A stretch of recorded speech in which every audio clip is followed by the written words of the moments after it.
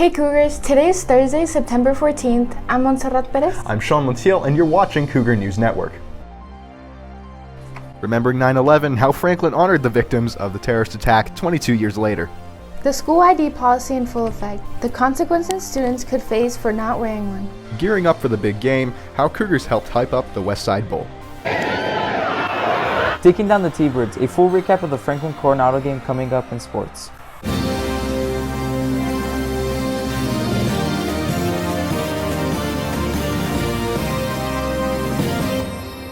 An emotional morning earlier this week as we marked the 22nd anniversary of 9/11.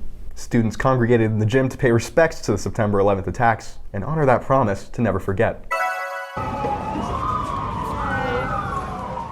And though no one wants 9/11 to ever happen again, I think we need to remember 9/12 when that happened, because everybody came together. There were no flags left on a shelf in any store. There are no words to describe the horrors of the September 11th attacks. Though many of us were not alive, it does not take away from the impact we feel as a nation, even today, 22 years later. Cougars gathered in the main gym in the early hours of Monday morning for the 7th annual Cookies for Courage, a memorial event organized by NHS advisor Lisa Ann Schoenbrunn. We started this because I lost family members in 9/11, and my sister was actually in New York when this happened. My brother worked at Ground Zero pulling bodies out of the rubble, and my sister worked at Ground Zero as well when all of this happened. So not only did it affect the people that were in the Twin Towers, it affected people all across the city and the tri-state area.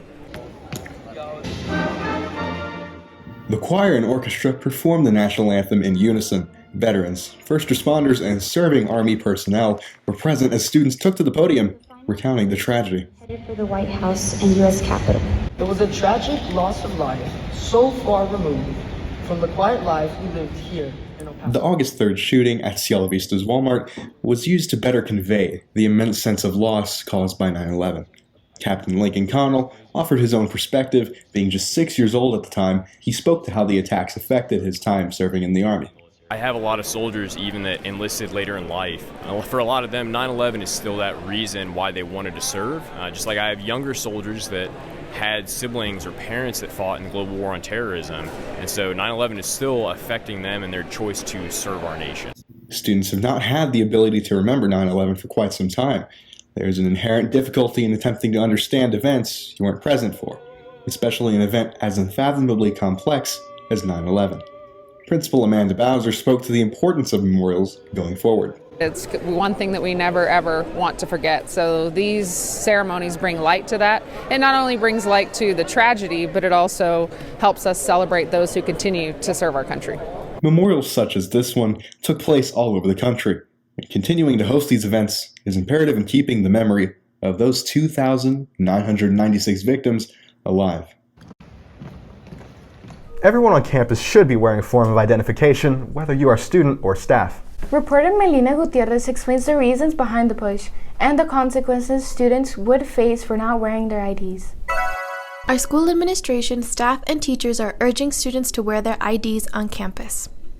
Mr. Jesus Alvarado, who is part of Campus Patrol here at Franklin, talks about the importance of wearing IDs.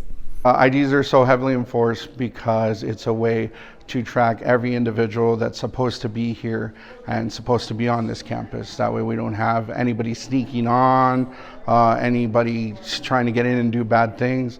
That's why we even enforce our visitors to wear IDs. That way we know that they're supposed to be on this campus, so we protect you guys. Mr. Alvarado explains what this year's ID policy is. He also talks about why having IDs helps ensure student safety on campus. Okay, the ID policy is you're supposed to be wearing your ID the entire time you're here in school. If you're on this campus during school hours, you need to be wearing it at all times. I know you guys don't see it right now, but we're doing it for your safety. We're doing it to protect you, and we're doing it to ensure that you're just here to go to school and you don't have to worry about the other stuff. That's our job to worry about that. But we can't do it if you guys just keep butting heads with us. Mr. Alvarado talks about the consequences for those who don't wear their IDs. Some of the consequences, first, you're going to have a warning by your teacher. Second, have a conference with the student. The third is we'll contact parent. 4th is we contact the administrator, and 5 is referral, community service, ISS, etc., stuff like that. Senior Brooke McCune shares her thoughts on wearing IDs all day at school. I feel like IDs are an interesting way to try and get kids to be responsible for things, but I just feel like personally none of us really care or need them, and it's kind of like a hassle. Junior Mireida Samper shares how she thinks IDs are unnecessary. No, I don't think they're going to protect us in any way at all. What's the point of wearing them and getting in trouble for them? For students who still need to get their IDs, they can get them at the main campus library. This is Melina Gutierrez reporting. Seniors are celebrating their last year of high school by making some precious memories. Seniors got up before the sun, Friday, September 8th for the senior sunrise. It's an annual tradition for students. The class of 2024 wore white as they gathered at the stadium to watch the sunrise. Seniors created a giant poster with the white handprints all over it. Seniors also donated backpacks as part of a backpack drive.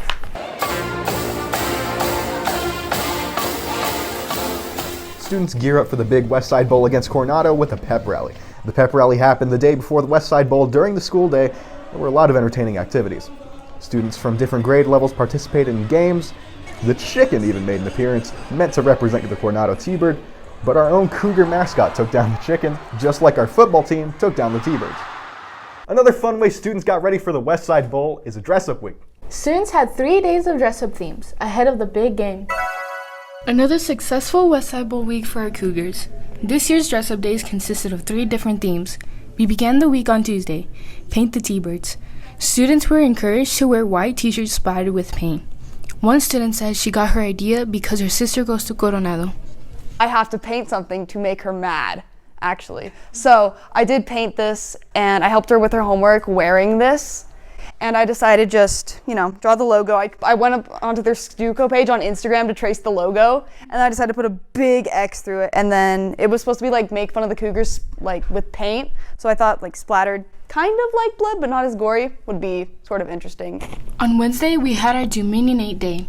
Students were able to dress up as evil purple minions. Some students wore purple shirts and black overalls.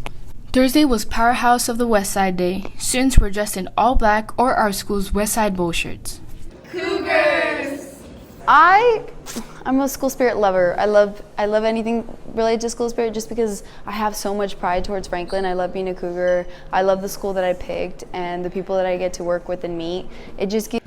And at the West Side Bowl game, students were decked out in black as they filled the student section to cheer on their Franklin varsity football team.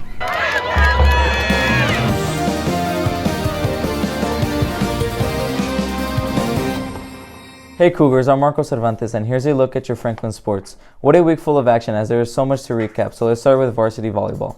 As they keep their win streak alive, improving to a 9-game win streak with the defeat of Montwood 3-0 and Eastlake 3-0.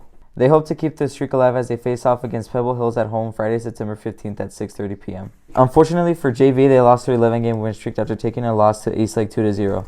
Their next game is also against Pebble Hills at home Friday, September 15th at 5:30 p.m., looking to start a new winning streak. Volleyball isn't the only sport on a hot streak, as the freshman and JV football teams remain undefeated 3 weeks into the 2023-2024 season, with JV beating Coronado Wednesday, September 6th in their Westside Bowl 9-0, moving to a 2-0 record, while freshmen also beat Coronado in their Westside Bowl 27-6, also moving to a record of 2-0. Now the main event of the week, varsity football playing in the Sun Bowl for their yearly Westside Bowl versus Coronado Thursday, September 7th.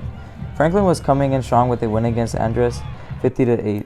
Looking to breeze past Coronado, but it was not a breeze, as this game was a close game with Franklin going down 6-0, luckily blocking the extra point attempt to prevent a 7-0 lead. After going scoreless a couple of drives, Franklin went up 7-6 with a touchdown pass from Shea Smith and caught by wide receiver Elias Rangel. After a couple of drives, Franklin was down 13-7 at halftime, looking to make adjustments. In the third quarter, Franklin was in control, looking to score to take the lead, and that they did as running back Jason Villagrana scored a 4-yard rushing touchdown, giving Franklin a 14-13 lead after a successful PAT attempt. After a couple of defensive stops and a scoreless fourth quarter, Franklin came out victorious and lifted the trophy for a 6th year in a row. We caught up with Jason Villagrana, who scored the game-winning touchdown, and told us what it meant to him and winning for a 6th year in a row. Jason, amazing game out there. You played amazingly. What can you tell us about your third quarter touchdown that won us the game?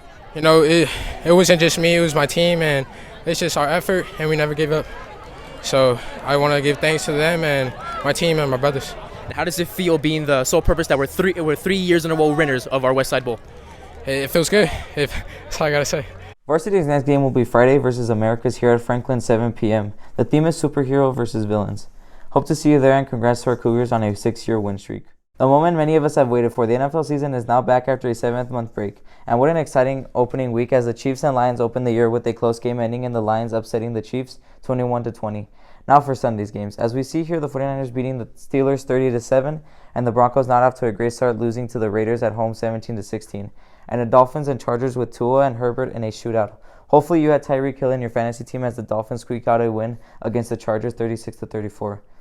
Love is in the air as the Green Bay Packers with Jordan Love and Aaron Jones defeat the Bears 38-20. Now hopefully you had the Cowboys defense on your fantasy team because the Cowboys dismantled the Giants, winning with a staggering score of 40-0, not allowing the Giants on a Sunday Night Football to get hot. And to end the opening week of the NFL, the Jets take down the Bills on Monday Night Football 22-16 in overtime despite losing Aaron Rodgers, their star QB, in his first 4 snaps as a Jet. Watch out today, Thursday night, as the Vikings take on the Eagles looking for their first win. More national news as the U.S. Open concludes with Coco Gauff winning her first U.S. Open, defeating Aryna Sabalenka, and Novak Djokovic winning his 24th major, defeating Daniil Medvedev. My name is Marco Cervantes, and this concludes our sports section. Hi, I'm Diego Valadez, and here's a quick look at our weekly weather forecast. The high for today is expected to be around 93 with a low of 69 degrees. Friday, we'll be experiencing a high of 96 degrees and a low of 61 degrees. And by the evening, it's going to be the perfect temperature to watch the Franklin game against the Americas. On Saturday, we'll have a high of 91 degrees with a low of 68 degrees. On Sunday, we'll be experiencing a high of 91 and a low of 69 degrees. On Monday, we'll have a high of 91 and a low of 69 degrees. And on Tuesday, we'll have a high of 93 and a low of 67. I'm Diego Valadez, and thank you so much for watching the Cougar News Network.